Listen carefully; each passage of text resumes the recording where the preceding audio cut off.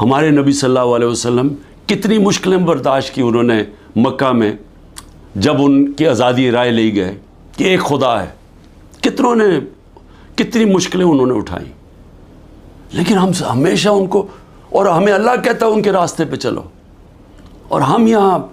ظلم کے سامنے گھٹنے ٹیک کے بیٹھے ہوئے ہیں اور دیکھ رہے ہیں تماشا کہ سارا ملک کا اوپر گند اوپر بٹھا دیا، اور ہمیں کہہ رہے ہیں کہ جی اگر آپ منہ کھولیں گے تو آپ کے گھر توڑ دیں گے، آپ کو جیلوں میں ڈال دیں گے، آپ کو ملٹری کورٹس میں ٹرائی کریں گے، اور ہمیں ڈرا کے جناب کے بھیڑ بکریوں کی طرح ہمیں رکھنا چاہتے ہیں۔ یہ ہے وقت سٹینڈ لینے کا۔ اور میں سب سے زیادہ آخر میں اپنی پارٹی کا،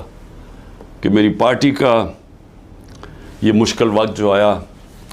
ایک طرح میں اللہ کا شکر کرتا ہوں کہ مجھے پہلی دفعہ نظر آیا اپنے لوگوں کا کہ کون کتنے پانی میں تھا، کس کا کتنا نظریہ تھا، کون اپرچونسٹ